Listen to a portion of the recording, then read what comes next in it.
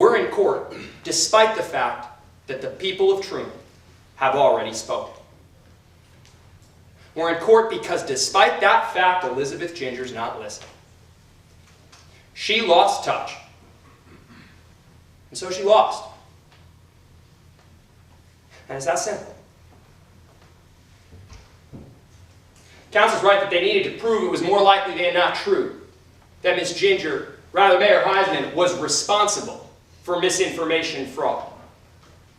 But what that means is that they needed to prove not just that misinformation fraud was being distributed in Bellevue, but that that mayor was behind it. And when exactly, ladies and gentlemen, did they do that? First, they called Amari White to the stand, and Mr. White said that the man handing him the flyers wasn't the mayor, that the man making the calls wasn't the mayor, that he never associated those flyers or those calls with anybody on the mayor's team. Then they called Ms. Ziegler to the stand and they presented evidence of that memo. First of all, if you believe that that memo is actually real, read the memo. It says that nothing the campaign wants to do is illegal. But why should we believe what Ms. Ziegler says? As the mayor said when she came to testify, Ms. Ziegler was a junior staffer. She just joined the campaign. She was an intern, folks. Do you really believe that the mayor would let into a nefarious meeting, give a nefarious piece of documentation to somebody who just joined the team and who she wouldn't end up hiring? The truth about Samantha Ziegler is that that story she told you, she told for the first time to anyone when the Midlands Election Commission tried to get her to say something a month after she claimed she saw the meeting with that man. That was the first time she mentioned it. She hadn't mentioned it to anybody else before that, and we know why she did it. It's because she believed that the mayor cost her her job, and she wanted to cost the mayor hers.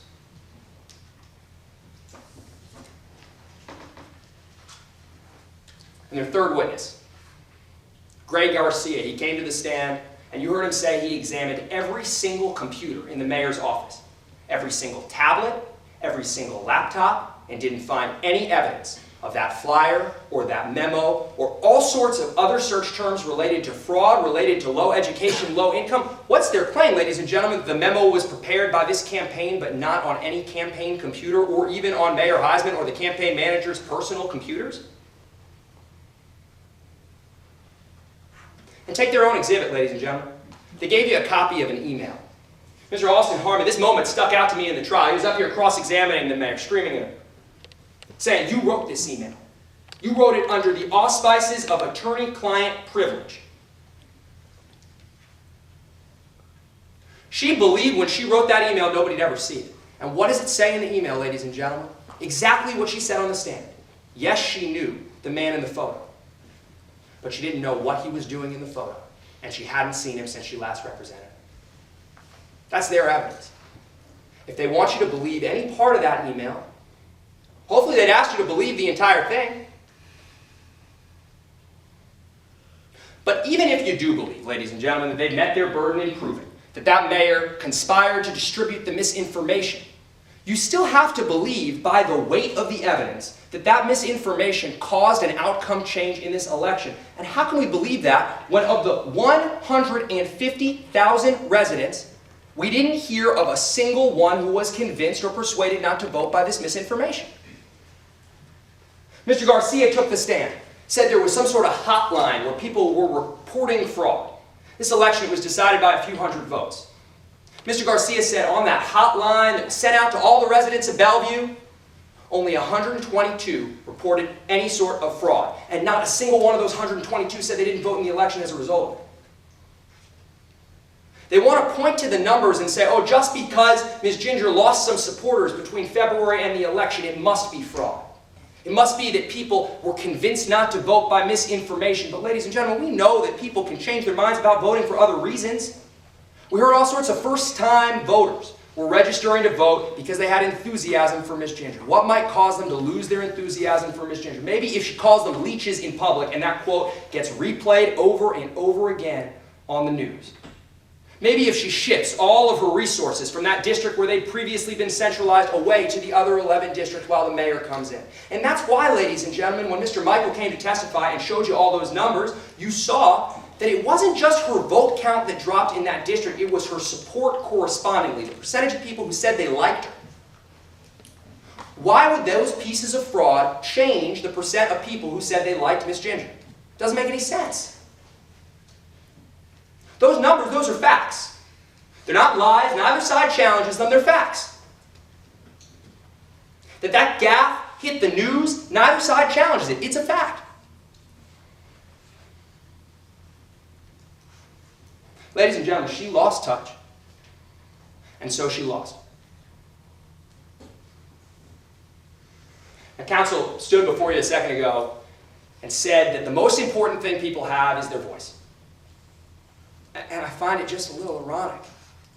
Because what he's asking you, ladies and gentlemen, the 12 of you to do, is to take the voting voice away of a 150,000 person city that has already voted. The people, they've already spoken. And they spoke for the mayor. Let the people's voice stay heard. Don't take away a vote that wasn't influenced by misinformation fraud, that wasn't influenced by the mayor. She lost touch, and so she lost. And today, ladies and gentlemen, her suit is nothing but the lawsuit of a sore loser.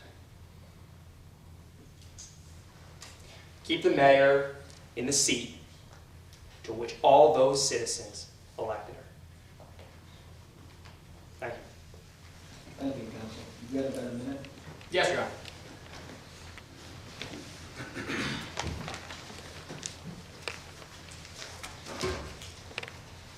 May it please the court? Mr. Stern came up here and he ignored the connection that his client has to the man who misinformed and intimidated voters. He ignored the phone number. He ignored the meeting. He can ask you to believe that the storage of the number in the phone, that late night meeting, the denial in the press conference, that these things are all somehow coincidences. But members of the jury, when you hear from witness after witness, when you see evidence upon evidence, eventually these things stop being coincidences and they start to become proof.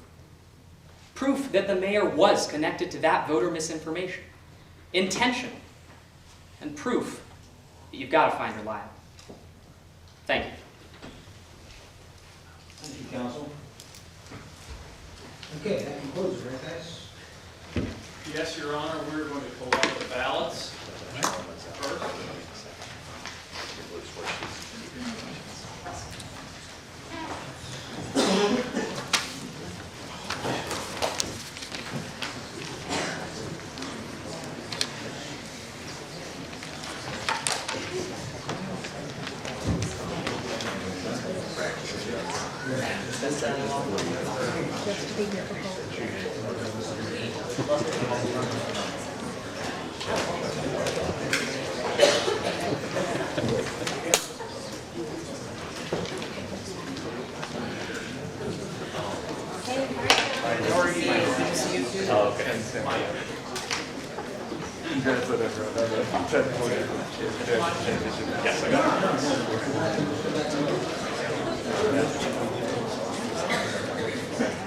They're all out?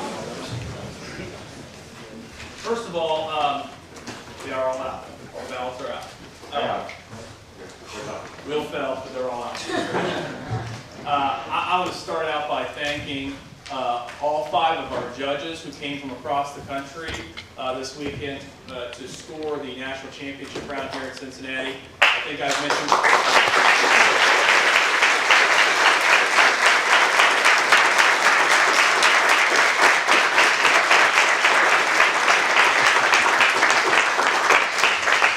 Said a few times, between these 5 individuals, they have 5 national championships, 8 national championship appearances, and 11 All-Americans. So these are very qualified scoring judges.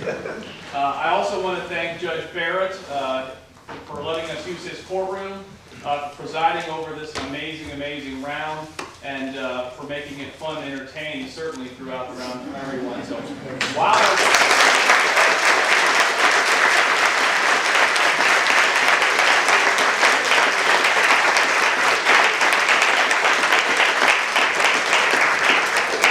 We also have some gifts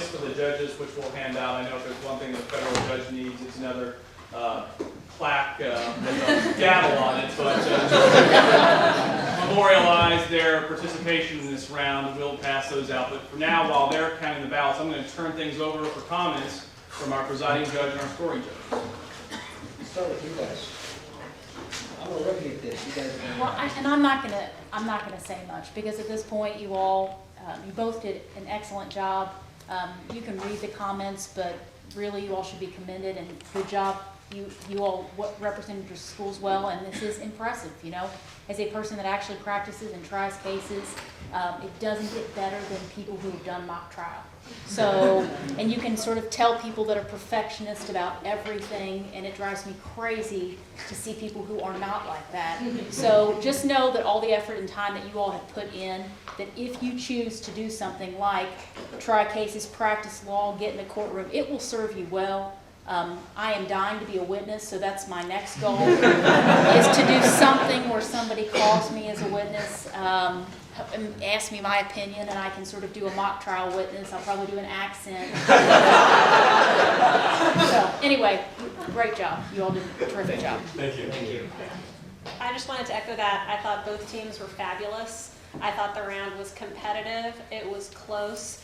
I actually don't even know who won my ballot, so I'll be just as surprised as all of you. And I just wanted to say to everyone who's watching, for the parents who came to see their kids, that's really wonderful. The students who participate in this round will remember that forever. And you know, they're here because of your support.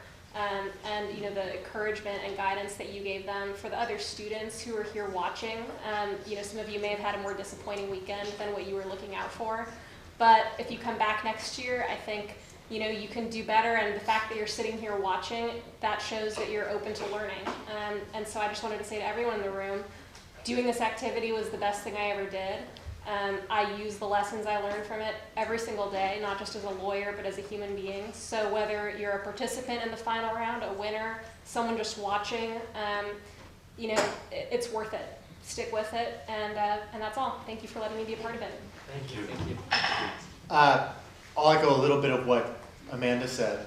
To be able to judge the final round here 8 years after I finished competing in this activity is an absolute honor and a privilege.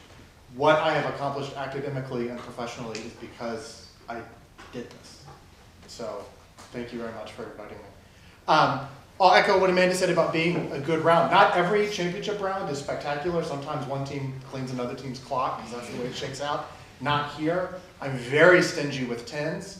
Both teams got a 10 because I think credit should be given what credit is due. Y'all's speeches were shockingly and frighteningly good. And y'all's crosses, and in particular the objections you made to support the cross when you stood up, were absolutely textbook. So, nicely done. I'd like to say first and foremost, and I think I speak on behalf of everyone up here, that whoever wins today, we'd like to challenge you to a round 6.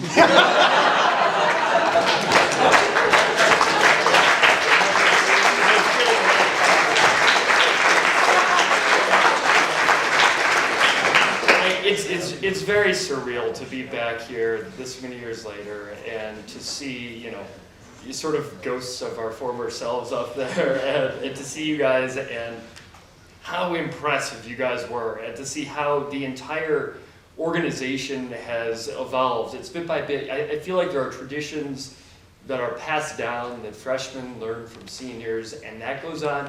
But there's new things that develop all the time, and to see what has happened in the past decade is that. I'd like to thank AMTA for having us here. This was a real privilege. I think for all of us, and I know it's really tough because your hearts are probably pounding out your chest and you barely want to hear what we're saying anyway. You have to listen even less to what I'm saying. I was recused from judging. I recognize my alma mater as, so you all got 10, so congratulations for both teams. I think everything that's been said is right on point, but everyone had great energy, passion, and authenticity. And if you carry those things with you in any endeavor, you guys are going to excel. So, but both teams, just phenomenal job. overall. And I don't know what Dan's talking about with getting your clock clean. I only lost 5-0 in this round. But it was really a phenomenal round, and just phenomenal to be here and be part of it, so thank you. Oh, echo what they said. I've done a lot of mock trials, mostly with law students. You guys were as good as anybody I've seen. It was really awesome. And I think you did the most important thing, at least from my standpoint, because I actually pay attention to trials. You kept my interest, and you kept their interest. And if you're a lawyer and you're keeping an interest of the fact finder, you're 95% of the way there. Are we allowed to make any general comments or not, or hold off? Or Joe, go ahead. well, the one thing I would say, just kind of remember this in the real world, going down the road, is that you don't care what I think, I just get in the way of your case. You care what they think, okay? So do what you gotta do, but pay attention to their reaction to different witnesses' testimony. And the other general rule of thumb I'll give you is, if your witness is awesome, you let the witness be the show. If your witness is a bad witness, then you be the show, okay? All right. Gentlemen? Before we get to our results, I'm going to introduce everyone here to the competitors you just saw. Representing the plaintiff, we have Harvard University. Our opener from Harvard was Zach Lustbader.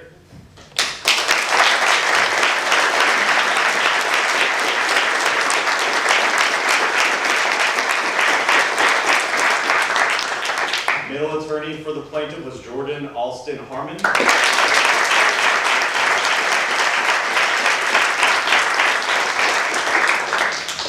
Closing attorney for Harvard was Zach Field.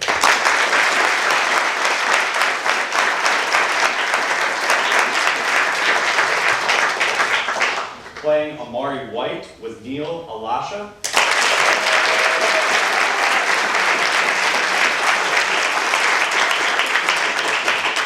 Playing Samantha Ziegler was Lila Was Piper.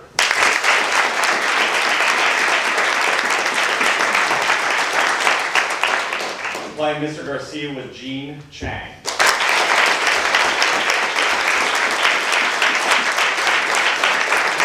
And one additional member of Harvard who was a scoring competitor this weekend for their team, Eric Baki.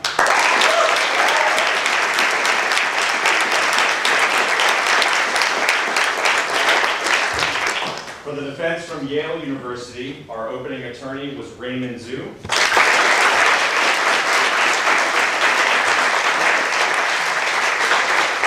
Middle attorney was Sarah Cohen.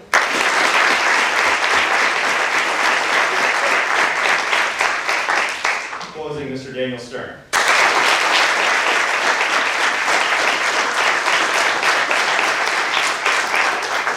Playing our mayor, Max Heisman, was Allison Durkin.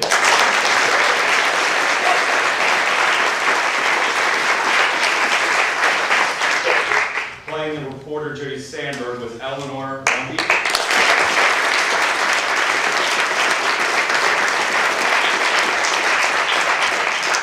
And playing Mr. Michael was Michael Burns.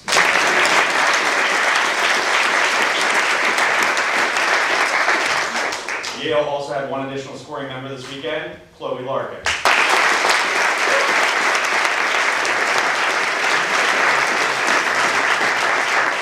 I didn't know this was a conference game. Yeah, a rivalry game nonetheless. By virtue of competing in the final round, each and every one of you is now considered an All-American. Congratulations.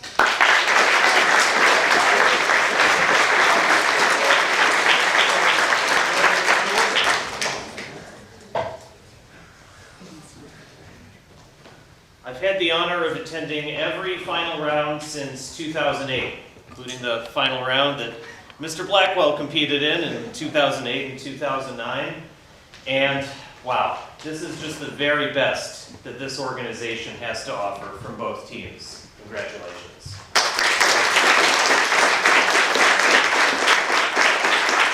It is my distinct honor to present the Richard Calkins Award to AMTA's 31st national champion, the winner of 4.5 of the 5 ballots from this round, Harvard University.